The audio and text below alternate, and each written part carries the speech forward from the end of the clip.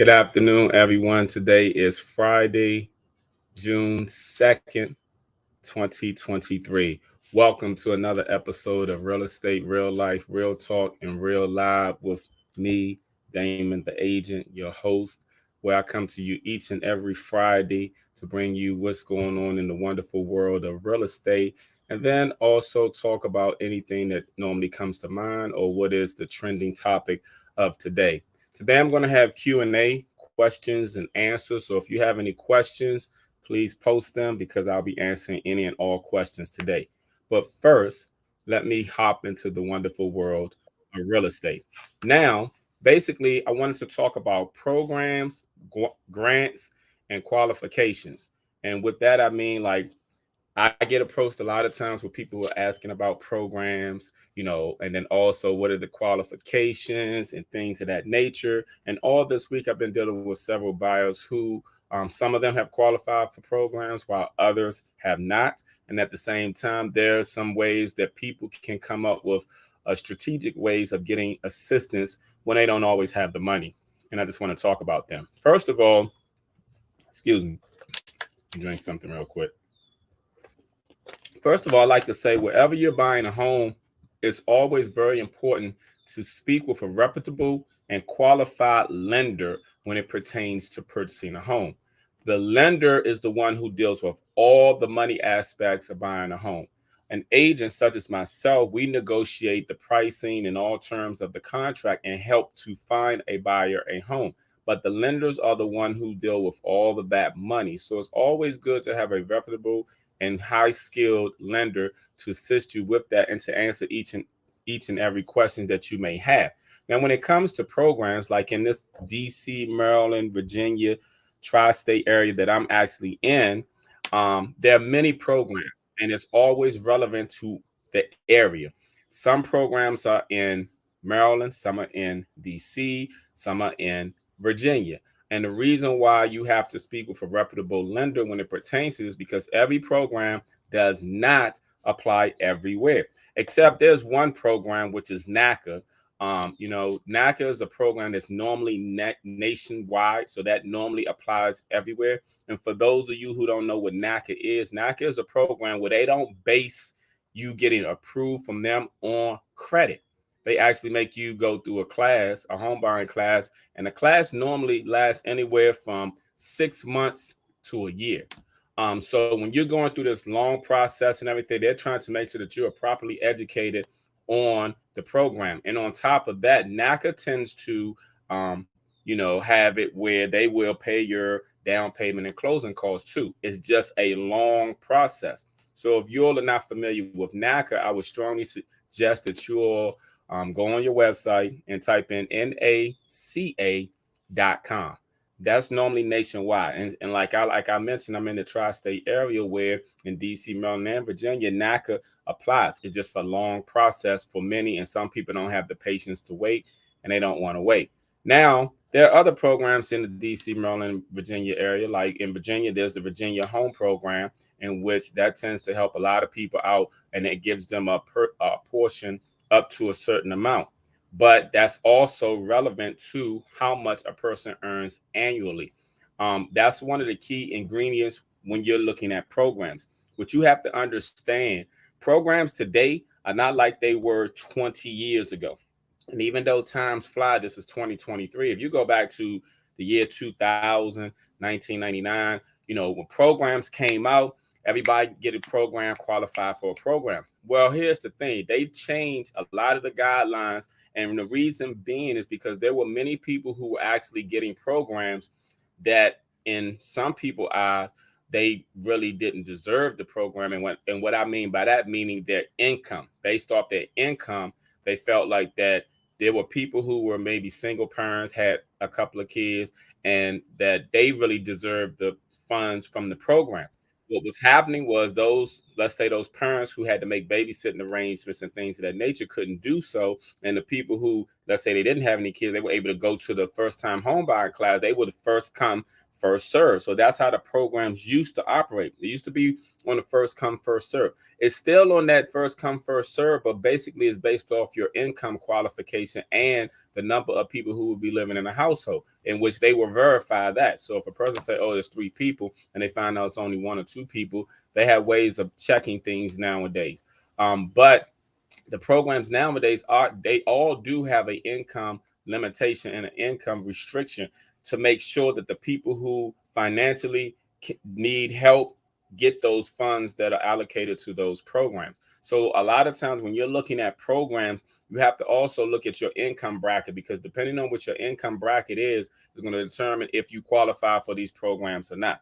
So programs are always relevant to the area, and they're also relevant to each individual's income, because certain households cannot go over a certain income threshold. And that's how they have it set up. And they have it set up like that, so making sure that people who really need these programs actually get qualified for them. But also, like I was mentioning about programs in DC, they have HPAP, they have EHAP, they have DC Open Doors.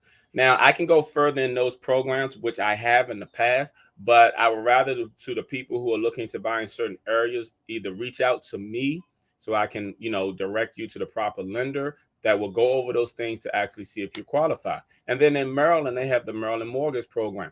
But here's another thing that I wanted to talk about when it pertains to these programs, is that with a lot of these programs, you can get grants, whether it's a grant on your job, whether it's a grant from your credit union, whether it's a grant in an organization that you're in, to contribute also to help with the down payment and or closing costs. These things are very critical, because sometimes people may be a few $1,000s short when they come to the table, but these grants can help offset the cost. So I want people to really understand that some of these programs can actually be combined.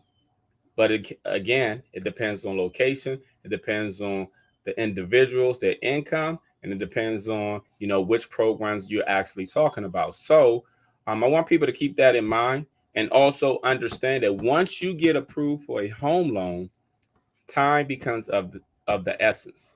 And the reason being is, though, approvals only last roughly 30 to 90 days, depending on the lender. Most case average 60 days that the approvals are good for. After that time, most lenders are going to need to pull your credit again, just in case anything has changed during that time period, and or request updated documents, because in the beginning, a lot of them request your latest W-2s, your latest bank statements. So if you go 2 months later and you have not looked for a home or even found a home, and then you're ready to submit an offer, they're going to request these things from you again. That way they can make sure that you are still good enough to get approved. And what I mean by that is, during that time period, anything can happen. People can go out and apply for credit cards.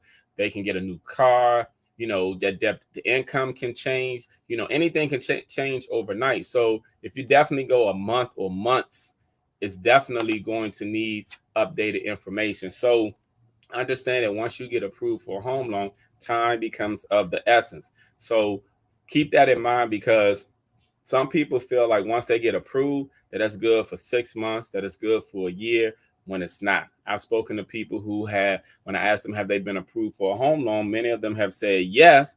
And then I was like, okay. And then when I looked at the approval, it may have last year's date. So, or it may have, like, this is June 2nd. It may have January the 15th date. So I'm just using these as an example for you all to keep in mind that when it pertains to getting approved for a home loan, that you definitely make sure that you are one of the ones that are in compliance as far as being updated with that information. So with that being said, my next segment is going to be Q&A. I have a open question and answer, because there have been times I've gotten off the show and people have started sending me questions after the fact. So I want to make sure that I give people time enough. So if you have any questions when it relates to real estate or in general, just hit me up right now. Post it now so that we can basically see your questions and I can answer them.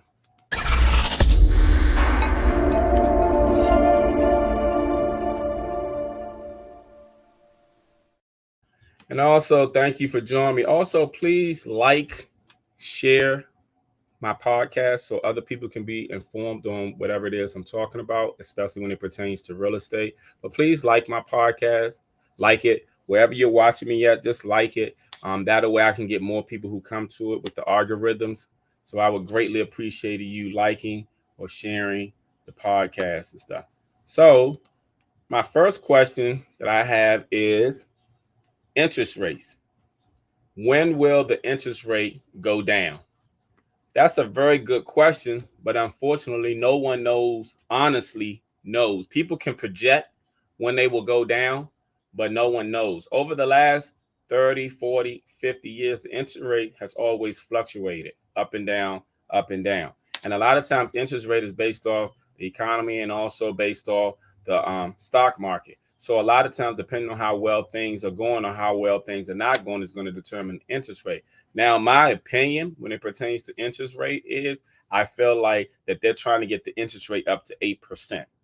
I feel like they're really trying to get it up to 8%. There are other people projecting that the interest rate will go down soon. But again, no one really knows. So that's a projection.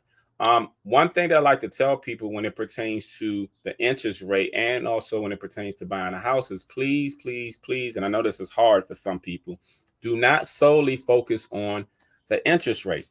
Focus on the entire deal. The reason why I say to focus on the entire deal is this. Let's say you had a house for 200,000 and an interest rate for 4%. And then you have a house for 600,000 and an interest rate for 2%. Which one is going to be the most payment that you're going to pay on?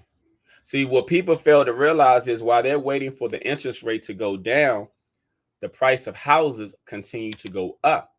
So when you're looking at the price of houses, like for example, like I mentioned, this is 2023. If you look at houses back 20 years ago in 2003, houses today are more than double than it was back then. So the affordability is different. You have people who got mortgages on $100,000 home, $150,000 home. They had a nice size home back then, and their mortgage then was much cheaper, but the interest rate was much higher. So what I'm saying to you is when you waiting on the interest rate to drop, you still allowing the price of houses to go up because people are still out here buying houses. I have a client right now that I've been showing him houses this week, and he said to me, well, if everything is so bad, if the interest rate is so high and the economy is so bad, how come none of these houses are available? And I said to him, like I'm going to say to you, the economy, the interest rate is always relevant to each individual. It does not apply to all. So even when there's a recession, there are people thriving in a recession. Even when there's a great economy going on, there are people struggling during a great economy. Everything doesn't apply to everyone. So you have to look at yourself individually and look at your finances and determine what you think is best for you. Because honestly, when you're looking at the whole deal, when you're looking at buying a house, you got to look at the affordability. You got to look at the price of the house, the interest rate, your monthly payment, and then also look at the trend. Like is equity being developed? Like in the past 2 years, there's equity today in 2023 in houses that people bought in 2021. There's equity. So what I'm saying to you is if you're going to wait for the interest rate, by the time you wait for the interest rate, the house you're looking at today may be $2 million. So I would strongly suggest that you focus not solely on the interest rate, but focus on the total deal package. Because sometimes people buy houses, hold on to them for a year or two. Sometimes people buy houses, they rent the houses out. You have to look at your purpose for buying a home. Also, does it financially make sense? Because where there's a will, there's a way. And like I said, there are people buying homes out here. And I know a guy who's bought several houses where the interest rates are all over 7%, and he's renting them out and he's making money off of all of them. So what I'm saying to you is you have to look at your situation as an individual. And if you feel as though that the interest rate is going to be your best option, okay, wait. But what if the interest rate doesn't go down for 2 or 3 years and the housing prices continue to go up? Are you going to be paying more today on your monthly payment if you bought today, or will you be paying more tomorrow? Because the truth be told is, if you bought today and then you refinance tomorrow, most likely you'll save money and time and gain equity. If you wait tomorrow to buy, waiting solely on the interest rate, most likely you're going to have a lower interest rate, but your monthly payment may be a little more, and then you wouldn't have gained any equity once you buy tomorrow compared to if you bought today. So again, you strategically have to look at your situations. You have to also speak with the right people so they can educate you on that. Because of course, when you look on the, I think I looked on the news, somebody was like, "Oh, don't buy." Then somebody else said, "Buy." You have to always look at your own personal, individual self when it pertains to buying, because the interest rate is what it is now. But even when the interest rate was down, the price of houses is what it was for someone else. Everyone is different. So I want people to fully and completely understand that. So that was that question on interest rate. Let me see what the next question is. It's Q&A. So if you have any questions, please post your questions so I can answer them. Q&A. Okay, the next question is, if I have no money for closing costs, how can I get money to help me buy a house? Okay, so that's a good question too. If I have no money for closing costs, how can I get money to help me buy a house? I'm now assuming that this person has been approved for a home loan. Okay, well, here's the thing. Depending on where you're buying the property, you can always ask the seller to assist you with closing costs help.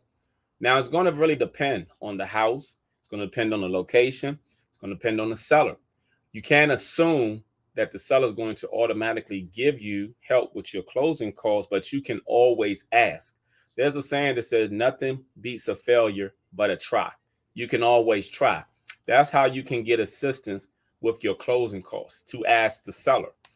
And also, when you are basically dealing with people, if you let, I'm pretty sure your agent knows this, but if you let your agent know, if you let the lender know, sometimes there's ways to make things happen. They can cut things on their end to possibly make it happen for you. But the lender most likely is giving you a projection of what your closing cost is going to be. And your agent, has to know or hold a conversation with the agent in reference to whether or not that seller is going to assist with closing costs. But nothing beats a failure but a try. There are people out here getting closing cost assistance in many cases. And there are also people out here who are still not offering any closing costs.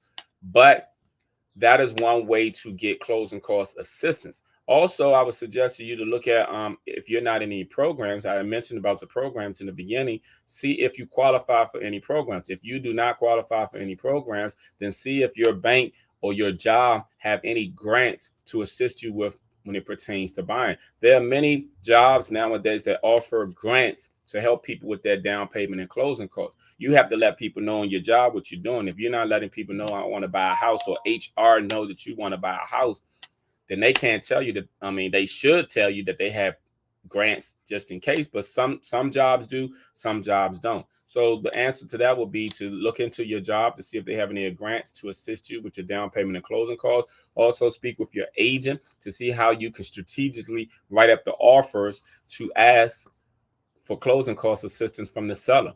You never know. You might luck up with a seller. They may be willing to pay all of your closing, and then your closing costs would have been taken care of. Let me see. Q&A questions. Let me see.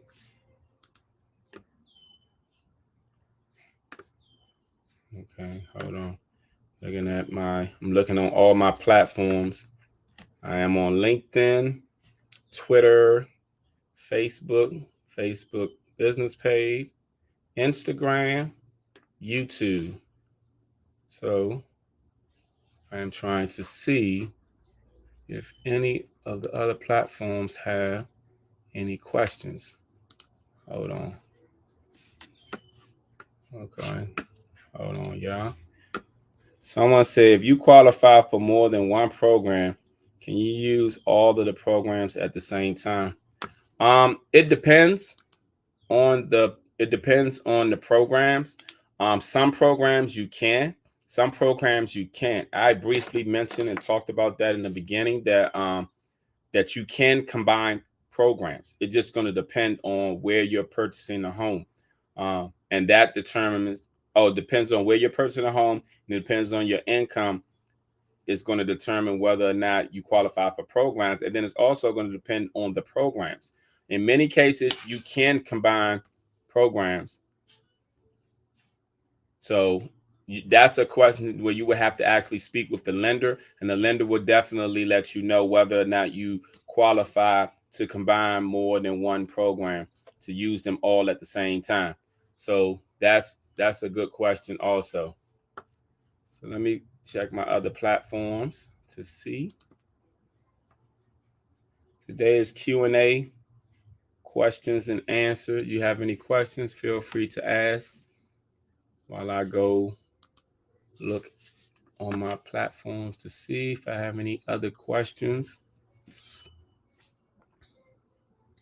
Okay, another question is, what is the minimum credit score to get approved for a home loan?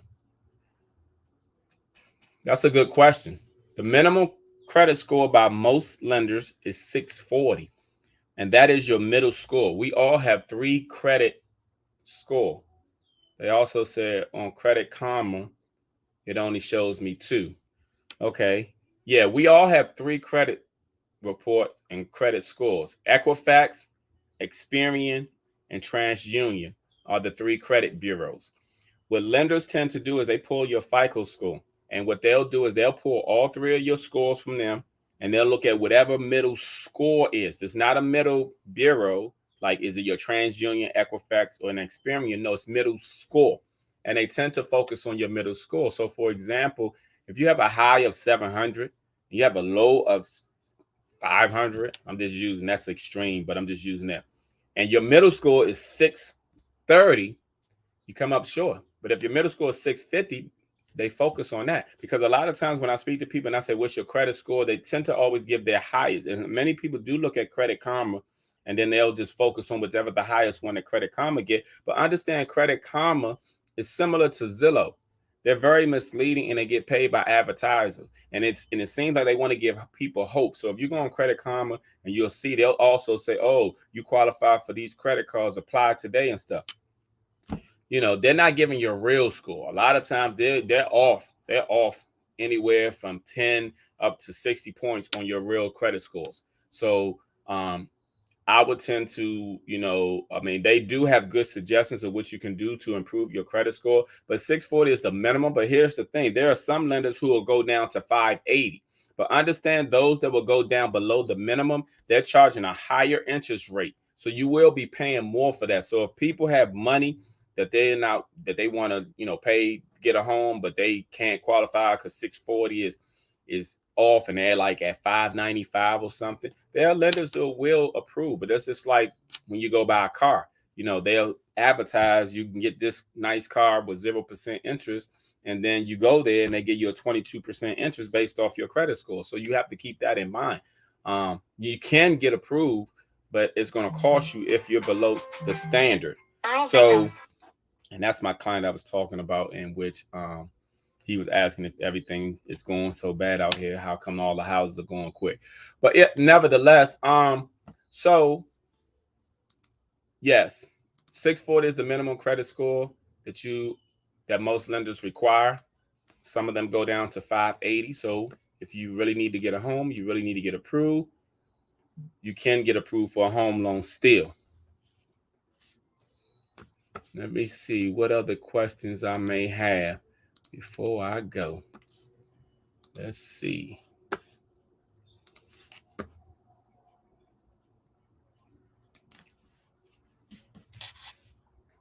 Okay. I don't see any more questions. So let me just do a recap real quick.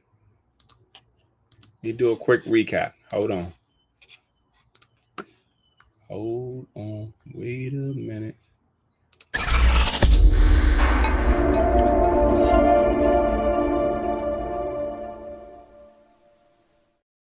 Okay, my recap of today is basically about programs, grants, and qualifications. Like someone asked about if you have more than one, can you use them all at the same time? Which basically meaning can they be combined?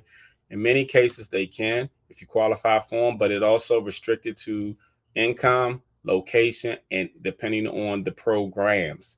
But in many cases, they can. It just really depends on the programs, and it depends. So you really need to talk to your lender so they can really educate you on that, because they base things solely on you as the individual. It's just like your DNA that's only associated with you, so is your credit, and so is what's going on with you financially. That's associated to you.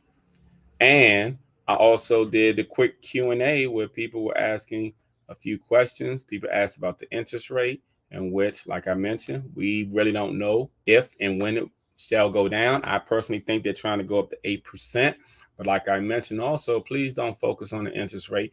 Focus on the deal, because you're waiting on the interest rate to go down tomorrow while not realizing that the prices of the houses are going up today. So if and when the interest rate does go down, the price of the house that goes up, your payment will be more tomorrow than it will be today.